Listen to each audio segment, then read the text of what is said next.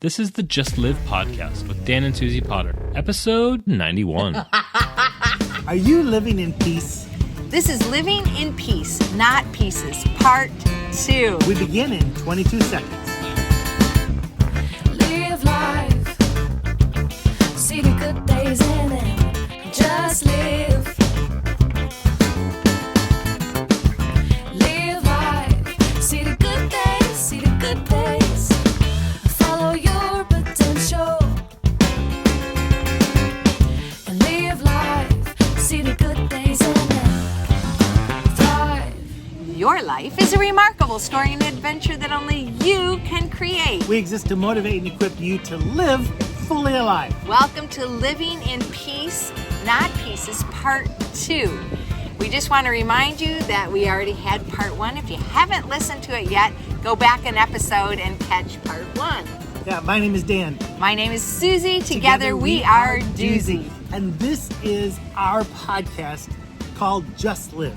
And part of Just Living is living in peace. And we've had so many people talk to us about somehow not reaching that place, living in pieces.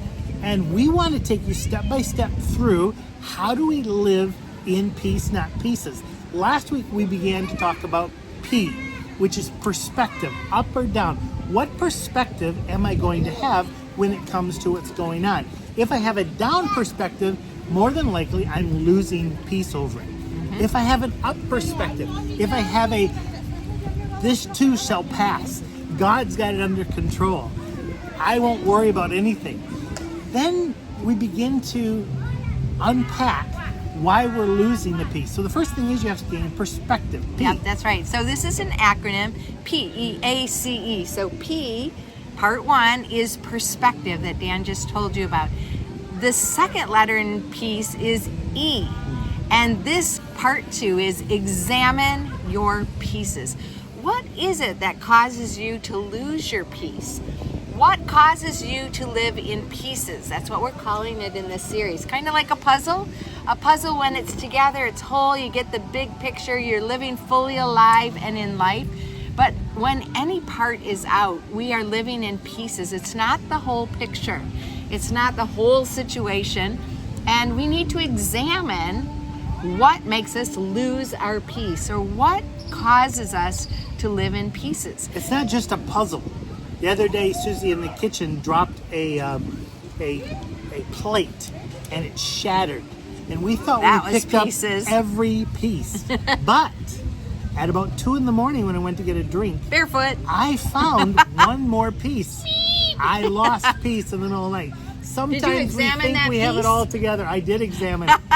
But those things hurt. Yeah. Those pieces sometimes shred us to the bone. Yeah. And so it's very important to get the perspective, but also to examine.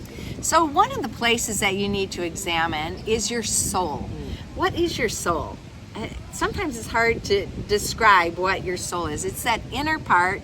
It's kind of the feeling space. It's kind of your connection with God, spirit, soul. It's that connection between you and God. It's part of you that lives forever, but it's restless as well. And it is able to live between worlds. Yeah, and Psalm 23 is something we've been meditating on and soaking in every night. We call Dan's mom. Dad recently went to be with Jesus, and one of her most difficult time when she lived in pieces a little bit, she didn't have as much peace, was her night rhythms. So we started calling her every night just to check in. How was your day? We pray together and we read Psalm 23. And Psalm 20, several different versions. Yeah, always So a different version. We pull it out and we just say which part. It's good for all of our souls. But I really love especially Psalm 23:3 that says, He refreshes my soul, or He restores my soul, depending on which version that you're in. And it's really good to just check it out. What's going on in my soul that maybe needs refreshment, that needs restoration? It's not whole. It's not peaceful. It is in pieces in some way. And the Lord is my shepherd. I have everything I need. He leads me to green pastures, still water. He restores my soul. There's a number of things that God does for us when we're in pieces to restore us, to refresh us. But we do have to examine our pieces and find out when we're not living in peace so we can begin to address it. So what we're talking about is being intentional. Don't just live, well, there's no peace, I'm just going to accept that. No. We need to examine it. There's a big difference. The other day we were walking down the beach here, and I came across this dead fish. And this dead fish had been there quite a while. It'd been dead for a while. Now, I live in Seattle. If you go down to Pike's Market, they're throwing fresh fish. You can look at the eye. There's no glossiness there at all. It is fresh out of the water. They're tossing them. They're catching them. It's like a little circus there. It's very fun. Not the same on the beach with this dead fish. It was not fresh. And so what this verse is saying is he takes that peaceless dead fish and brings it back to something vibrant, brings it back to life. So for you, what is peace, and how do you know if you have it? Or how do you know if you don't? Usually, we know better that we don't have it. We don't always acknowledge like, oh, I have so much peace right now. We don't always celebrate those fully alive, peaceful moments. But we notice when we don't have peace. And so what is it like for you? What does it look like? How do you know when you do or don't have peace? I think for me, I'd have to say it's when I have the absence of stress, anxiety. When I sense that, and usually Suzie senses it first in me before I even sense it. But what's going on? When there is that, something's amiss. Yeah. Something's gone wrong. Something is twisted. Yeah. I lose the peace. Peace is when you're just there, and it's like, what an incredible moment. It's the moment where, if you know Charlie in the Chocolate Factory, the door opens and they step into this room of chocolate. Chocolate! That's peace right there. It's just like, what could be better than eating a leaf that tastes like chocolate? We got a Willy Wonka experience right in there. Yeah, one of the ways when I'm thinking about peace or pieces that I check my piece or pieces. Dan talked about anxiety. Not necessarily having anxiety as a diagnosis mentally, but if we do not have peace and we're feeling anxious. I love Philippians chapter 4, verses 4 all the way to 9. That passage, I had a season in my life where I was feeling anxious a lot, and so I memorized this passage. And so a lot of times we love to find a verse, something from the Bible, a quote, something that we can meditate on and have readily available to combat whatever is making us lose our peace. And this verse is great. And I love the way it starts. Rejoice in the Lord always. I say it again. Rejoice. Let your gentleness be known to all. The Lord is near. Sure. So there's a bit of celebrating. That's when we're in peace. We can do that. Sometimes when we're not in peace, we can still start with saying, connect to the Lord and be at peace and rejoice. There's a bit of joy that gets celebrated there. That helps us when we're in pieces. But then it says, do not be anxious for anything, but in everything, and this is kind of some of the steps to take your pieces to peace. In everything, don't be anxious. In everything, by prayer, so we can pray about it, take it to God, and petition, not just once, but a bunch of times.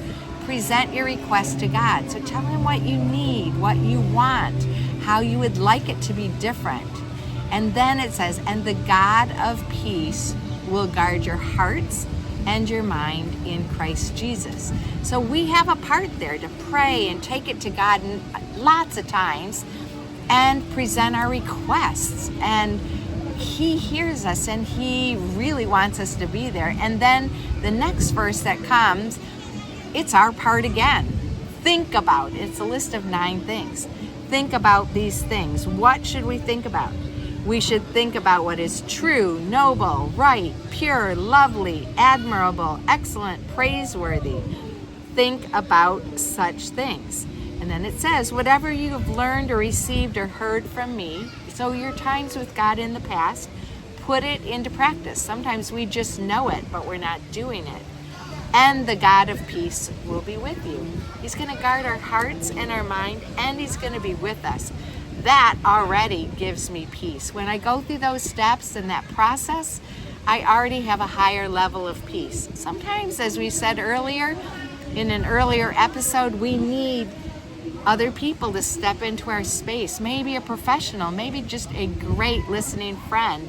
We need to do our part, pray and guard our thoughts, and we need to connect with God, and He really wants to give us peace. So here's what I want you to do. Right now, think of an area in your life where you are lacking peace. It may be at work. It may be that coworker or that boss that they're always wrong. They're always making the wrong decision. Wrong.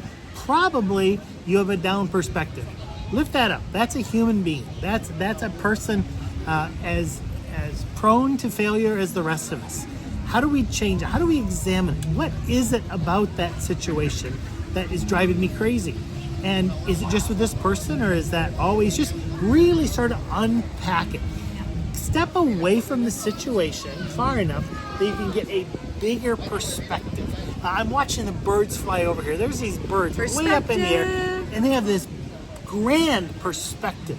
Huge wingspan. They're looking at everything. And that's what we need to do if we lose peace. Take a good look at everything. I also today saw a moth, and the moth was this close to everything. And I think that moth can't have too much peace, because it's like it can't see anything because it's too close. So here's what you need to do. Slow it down.